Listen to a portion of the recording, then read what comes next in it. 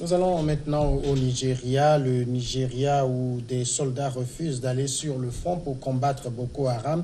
Les soldats nigériens ont vigoureusement protesté contre leur redéploiement en ligne de front contre Boko Haram à Maïdougouri, dans le nord-est du pays. En colère, des militaires nigériens de détachement de l'armée ont tiré en l'air dimanche pendant 4 heures de temps dans un aéroport de la ville de Maïdougouri. D'après les médias locaux, les soldats avaient refusé de monter dans l'avion qui devait les transférer à Maïdougouri, la capitale de l'état de Borno, dans la localité de Marthe, à la frontière avec le Niger. Nous sommes en colère et c'est pourquoi nous tirons. Pourquoi sont-ils en train de nous ramener à un autre endroit après 4 ans, a lancé un soldat sous couvert de l'anonymat, estimant que le déploiement au front contre Boko Haram était de 3 ans maximum. Vous comprenez cette posture-là? Vous savez, moi je me dis aujourd'hui que, disons, cette posture des soldats nigériens est liée ou vient encore une fois écumer la position donc du président Buhari, qui a animé des velléités de représentation. Parce que vous savez, avant l'arrivée de Buhari, il avait eu l'assentiment de la population qu'il a rassuré pouvoir combattre Boko Haram dans 3 ans. Oui. Ce qui, visiblement, il n'a pas reçu durant les 4 ans à venir. Et aujourd'hui, moi, ça me rappelle le mot, lorsqu'il était là à Lomé la fois dernière, il disait que si eux, ils n'ont pas pu combattre donc, les groupes terroristes, ce n'est pas à leurs opposants de venir les combattre. Et encore moins, ils seraient incapables même de déjouer même, disons, un braquage. Ouais. Ça voudrait dire que Buhari allait trop vite en besogne, parce que lui-même, il a prêté les mêmes intentions à son prédécesseur Jonathan, et qu'il a rassuré la population que voilà, bon, je suis le bon homme, et quand je vais venir, je vais combattre Boko Haram. Et on en est là depuis, après 3 ans, il n'y a pas de résultat concret. C'est vrai que le groupe semble être affaibli, parce qu'aujourd'hui, vous allez voir, au niveau des méthodes qu'emploie aujourd'hui Boko Haram, ce n'est plus la même chose quand ils se déployaient dans les villages et puis ils essayaient donc de causer les dégâts qu'on connaît tous aujourd'hui. C'est par des attaques et puis par des jeunes filles qui bombardent, etc., qu'ils arrivent quand même à imposer, à se faire entendre.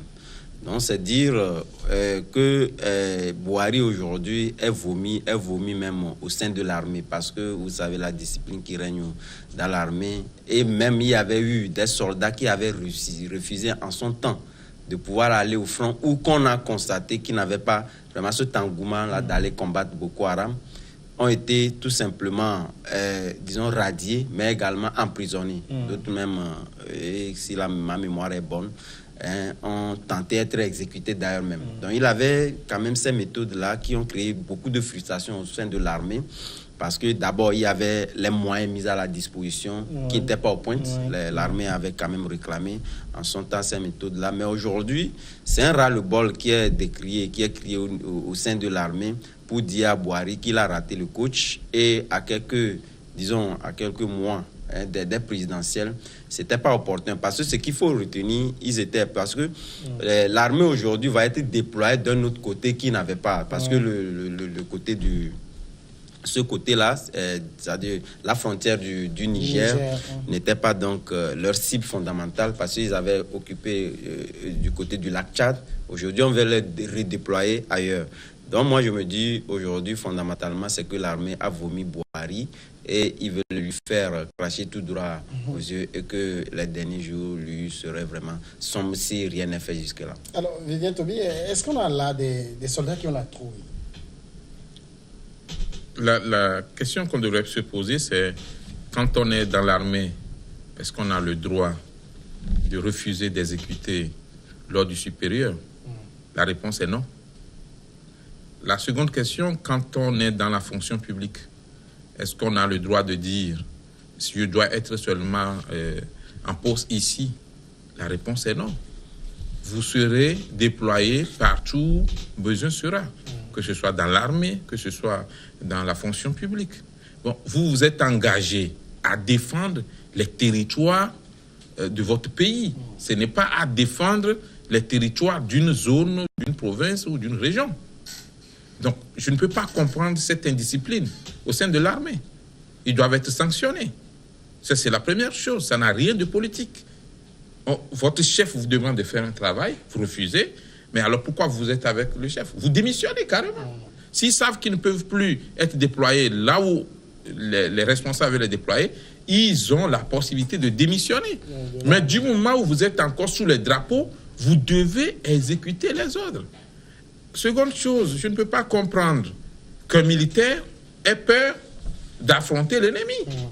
Parce qu'on s'est engagé, on a été entraîné, on est payé pour protéger les autres citoyens qui ne savent pas tirer. Vous avez appris à tirer. On appelle ça même en français les métiers des armes. Vous faites les métiers des armes. Mais vous voulez que l'ennemi envahisse les capitales et prenne la présidence d'abord avant que vous ne puissiez réagir. Non, mais je crois que la vie des citoyens. Voilà, la vie des citoyens. Je crois qu'il ne faut pas faire cadeau sur certains sujets. Quand on est dans l'armée, on respecte la hiérarchie, on exécute les ordres. On peut faire des réclamations. Je ne suis pas pour exécution avant réclamation, mais on peut dire, effectivement, en une doléance, nous allons à la mission, mais vous devez nous aider en renforçant nos équipements, en essayant d'augmenter le salaire parce que les conditions, et vous allez vous expliquer. Et c'est quand la hiérarchie refuse que vous pouvez dire, bon, écoutez, si c'est ça, nous démissionnons. Je démissionne, d'ailleurs. Ce n'est pas nous démissionnons. Il n'y a pas ça dans l'armée. Je démissionne. Et tu as le droit de démissionner. Un leader politique de renom dans notre pays, Djeri Tama, a démissionné de l'armée. Et aujourd'hui, il est devenu civil. Il est même président d'un parti politique. Mais parce que tu n'es pas obligé, on ne te force pas à rester dans l'armée. Donc, je ne peux pas comprendre que Boko Haram fasse peur à tout le monde, aux médias, à la population et aussi aux militaires. Quand on est militaire, on a été formé pour défendre le territoire. Maintenant, moi, je ne pense pas que c'est un signal à M. Bouhari parce que c'est un groupuscule. Ce n'est pas un grand nombre, ce n'est pas des rébellions dans l'armée, non. C'est un groupe qui a été envoyé en mission et qui a désobéi aux ordres. Oui, ce qu'il faut dire, parce que vous savez, lorsque ceux qui connaissent un peu l'historique du Nigeria, le Nigeria est habitué quand même à ces sorties intempestives de l'armée, parce que depuis les présidents qu'on a connus, il a fallu la sortie des armées pour quand même les déchoir. Mais et aujourd'hui, le schéma n'a pas changé. Parce qu'aujourd'hui, lorsque vous regardez ces groupuscules, parce que ces groupuscules que vous indexez, je suis d'accord, mais lorsque vous les prenez, il faut savoir que ces gens-là ont des soutiens derrière. Sinon, ce n'est pas possible que quand même ces gens-là qui sont déployés... L'armée ne fonctionne pas comme ça. Non, ce n'est pas ça, parce que c'est pourquoi moi je me dis que le schéma politique dessine cela, parce qu'on ne peut pas comprendre que, voilà, après 3 ans, on n'a pas réussi à combattre un ennemi, et que ça s'arrête là. À partir du moment où l'armée est là, il faut quand même continuer jusqu'au bout. Ça ne voudrait pas dire que ces armées-là ont peur quand même d'aller au front. Ça ne voudrait pas non plus dire qu'ils ont refusé encore de combattre Boko Haram. Donc, il faut comprendre déjà l'intention d'agir. Aller au-delà du simple fait ou de voir seulement le factuel. Je pense qu'il faut aller au-delà de tout. Ce qui voudrait dire que dedans, c'est-à-dire lorsque vous fouillez au fond, c'est qu'ils ont des soutiens qui voudraient quand même donner un message fort. C'est un message fort qui est lancé. Oui, mais l'armée ne fait pas la politique. Il ne devrait pas. Pour reconstituer quand même. Au-delà de ce refus d'aller au front, est-ce que ce n'est pas aussi une manière pour ces militaires d'exprimer des revendications? C'est un message. Je suis d'accord que quand on travaille ou quand on exécute des missions, qu'on puisse faire des réclamations. Mais il y a les méthodes pour faire ces réclamations. Il ne s'agit pas de faire du boucan pendant 4 ou 5 heures de temps pour faire des réclamations. Et je disais tout à l'heure que l'armée a un fonctionnement différent. L'armée, c'est tout un État. L'armée est bien organisée. Et c'est les hauts gradés qui dirigent effectivement des troupes. Et suivant votre grade, vous avez le droit de commander directement un nombre de militaires donnés. Donc, quand c'est des hommes de rang, comme on l'appelle, comme on les appelle, des hommes de rang qui font c'est une revendication. C'est eux qui font le gros du boulot aussi. C'est eux qui travaillent, en fait. Tous les officiers En fait, sont pas dans tout. les Lorsque vous n'avez pas la officiers, confiance, pour donner des ordres, lorsque vous n'avez pas la parfois confiance même des hommes de détourner tout. le matériel que ces hommes de rang sont censés utiliser. Justement, c'est Très comme souvent, ça. lorsque vous C'est n'avez pas comme la ça dans la confiance des vie. hommes de tout, Ce n'est pas le vous ne ministre pouvez pas les diriger. C'est pas le ministre qui écrit les lettres, même pas les discours qu'il va prononcer. Mais ceux qui sont ses collaborateurs ou ceux qui travaillent sous sa direction écrivent et lui, il peut corriger, il peut ajouter, il peut enlever des choses. C'est comme ça. Dans l'armée, c'est la hiérarchie qui donne les ordres et puis les hommes de terrain ou les hommes en uniforme exécutent les ordres donnés par leurs supérieurs. Bon, mais ici, moi, ce que je voudrais qu'on dise, c'est que la question de Boko Haram est une question délicate. Si on a peur, on recule devant Boko Haram, on risque de les voir envahir toutes les villes du Nigeria et au-delà du Nigeria. C'est peut-être aussi le message que ça envoie. On en a une secte islamiste, c'est vrai qu'on nous dira que c'est une guerre asymétrique, on ne connaît pas véritablement l'adversaire, mais ce comportement renvoie un message à l'adversaire. Nous les avons vaincus, du moins. Tellement qu'ils ont peur de nous. Ouais. Bon, quelque part, même moi, je ne pense pas. Je ne pense pas fondamentalement. Parce que lorsque on connaît un peu l'armée nigériane, parce qu'aujourd'hui, sur l'autre front, sur les rives du lac Tchad, ils n'ont pas démobilisé. Il y a toujours l'armée qui est toujours là. Aujourd'hui, c'est plutôt de redéployer quand même ce contingent-là vers l'autre côté qui cause problème. Donc, moi, je pense, et surtout... Et moi, tu es d'accord sur ce principe? Des militaires ont choisi le... Non, c'est pourquoi moi je me... Non, ça dit sur tout le territoire, je pense que ce n'est pas là le problème. C'est pourquoi moi je me dis, ces militaires-là qui révoltent, ils savent bien la sanction qui a été réservée à ceux qui ont été réticents par le passé de ne pas aller au front. Donc, c'est pourquoi moi je me dis aujourd'hui que ils savent ce qu'ils font. Et derrière ça, ce n'est pas le groupe qui peut voir. Parce que vous allez voir, le problème va être réglé, les solutions vont être trouvées et ils iront. Donc, c'est un message fort qui est lancé et il ne faudrait pas quand même qu'on reste sur le superficiel. Ils iront, mais dans quel état d'esprit? Des gens qui ont déjà démissionné à y aller, qu'on va peut-être amadouer un peu pour les envoyer. Ils sont vaincus déjà psychologiquement. Et Boko Haram peut commencer par chambrer du bon vin parce qu'ils vont dire, mais écoutez, ils sont effrayés comme des poulets. Quand on s'engage pour une mission, pour un service, pour une cause, il faut aller jusqu'au bout.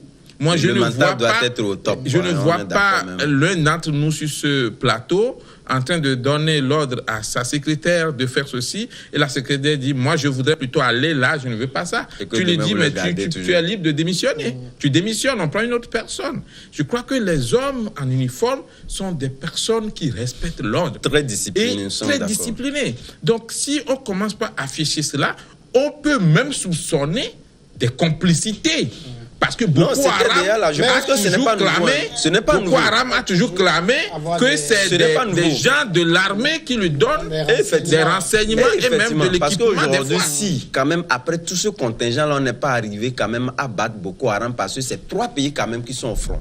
Le Cameroun, qui n'est pas un petit pays en matière d'armement, auprès le Nigeria, le Tchad et ses consorts. On n'est pas arrivé à...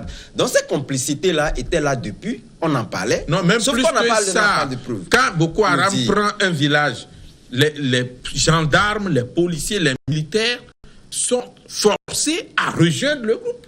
Il y a beaucoup de militaires et de gendarmes qui sont maintenant avec Boko Haram. C'est pourquoi quand ce comportement commence, on pourrait soupçonner effectivement des intrus dans le groupe ou d'autres objectifs. Voilà pourquoi moi je me dis que dans l'armée, il y a des formes pour faire des revendications. Voilà. Vous savez que l'armée ou la police, la gendarmerie, nos frères n'ont pas le droit de faire comme ça la grève comme les autres. Non. Il y a des formes, des méthodes qui sont utilisées. Pourquoi on n'applique pas ces méthodes-là?